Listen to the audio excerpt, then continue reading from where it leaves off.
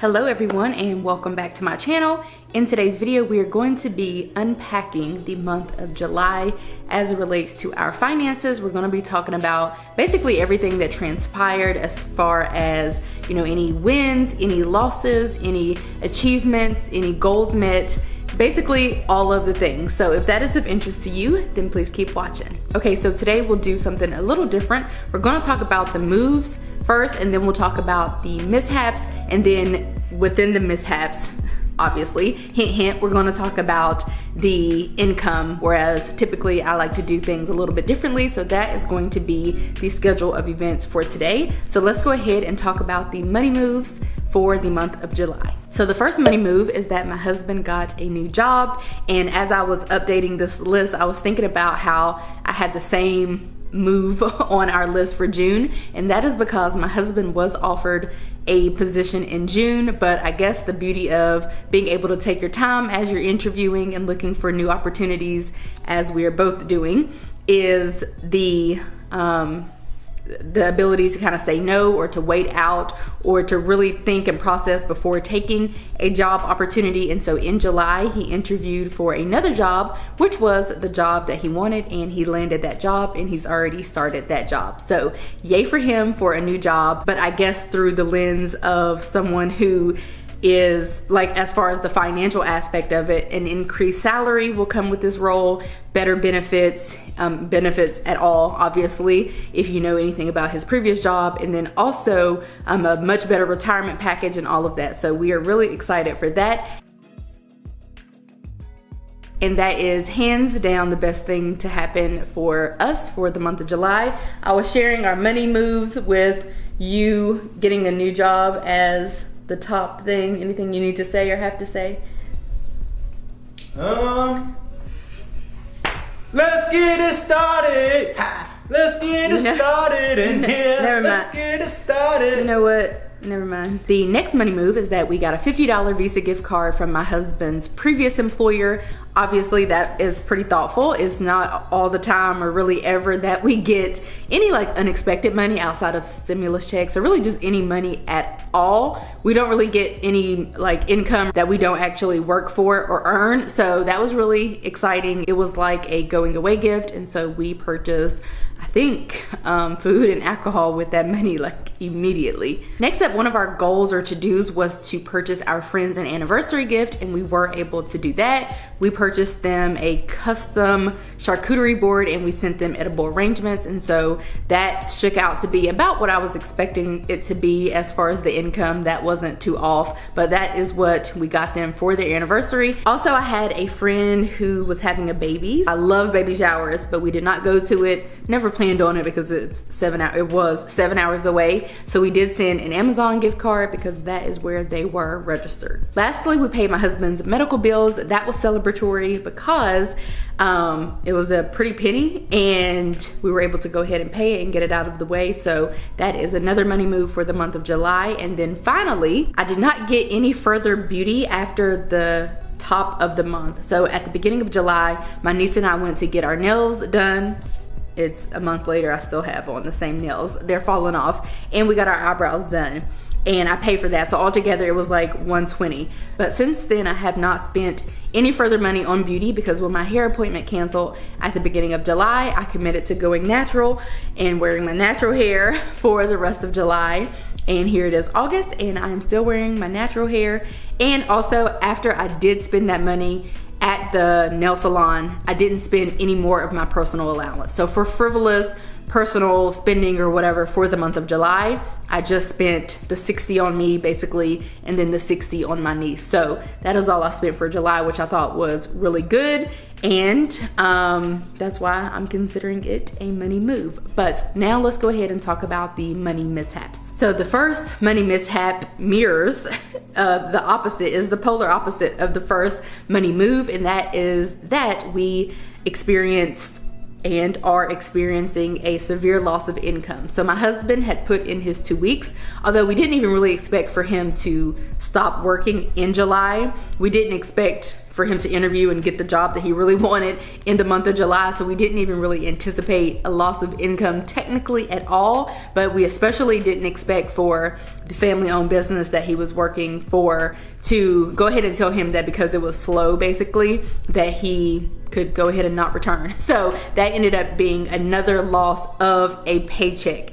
And so for the month of July, we were thinking we were going to bring in about $10,000, but we actually brought in about $6,400. So a severe loss of income, which kind of brings me to my next money mishap, and that is we did not create that buffer. We were trying to create a buffer in the month of July of a few $1,000s, and it was a real bummer. It's a real bummer as I'm thinking about it, that we weren't able to create that, and that not only were we trying to like get ahead financially, we actually kind of went in the opposite direction. So in the coming months, we will be recouping, I guess, but I feel like a lot has been going on really since, I guess, about June-ish perhaps. And so we've just been trying to, you know, get everything situated and hit these money goals, but it's been a little complicated, especially with my husband looking for other jobs, and I've been looking for other jobs too as well.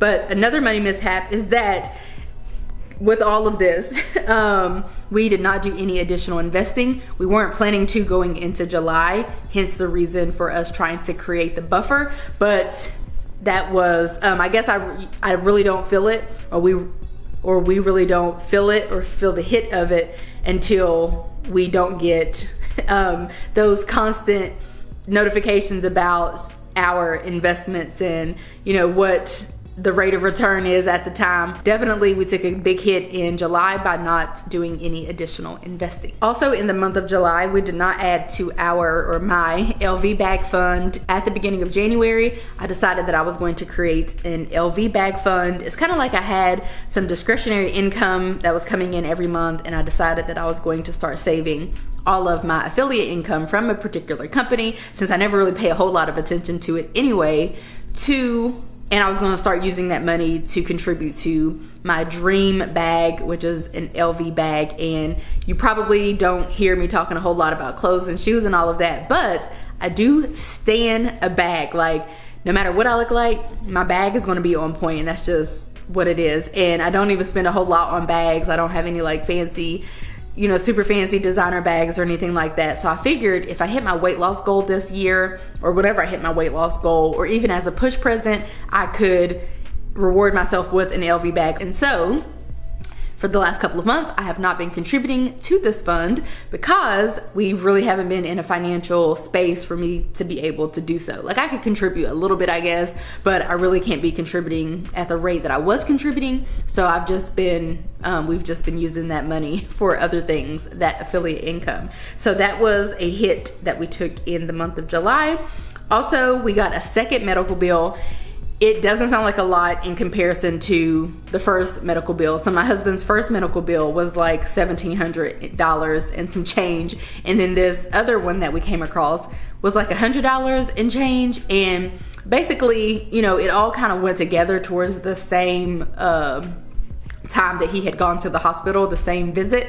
But we really weren't really trying to pay for, you know, that other medical bill that we found out about once we logged onto his account. So that made the total payment like $1,800 and some dollars. Again, that second payment didn't compare to the first one, but it was still, you know, a shocker. And, you know, I don't know. I'm not going to go on my tangent about the medical healthcare system here in the United States. I'm not going to do that today. I will spare everyone. But yeah, just having to deal with that at all, and having such large medical bills, even after having health insurance, is just bizarre to me. And I feel like a lot of people don't get the care that they need. Finally, we took an impromptu trip. And I'm not gonna go on a tangent about this either, but basically we had to take back one of my nieces, and then we picked up my other niece and her daughter. So I have my two nieces here. I have a great niece, if you didn't know, crazy.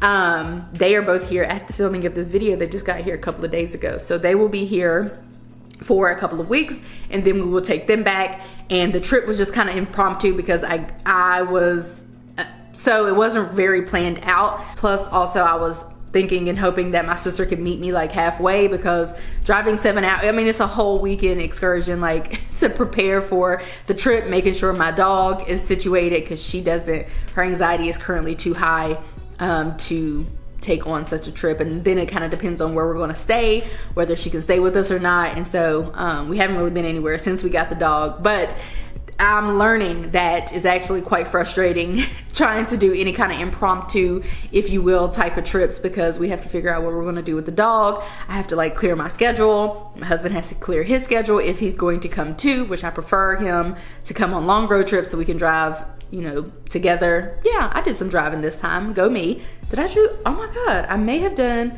all the driving, not all the driving.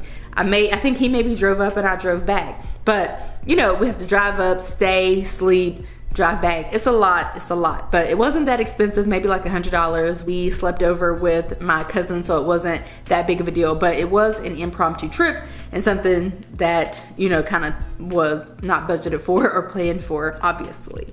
So that is everything that took place with us for the month of July. As always, I encourage you to leave a money move or mishap down below in the comments if you feel safe and comfortable, which, you know, that's just the system that I'm trying to create here, or the space rather that I am trying to create here, as well as many other financial educators, just trying to create a space where we can talk about money more freely. I do think that there is information, just like in every other area of life, I think there is information that should be withheld from the interwebs or from everyone else, but for the most part. But I feel like a lot of the fear around talking about money is just an old school taboo type of thing, and a lot of times most people will say, for my employer's sake, or, you know, as it relates to my job, I don't want to share my income. That's what I get all the time, is that people don't want to share their income because of their employer or this or that. I just find all of it to be odd. And what I mean is, like, even at my job,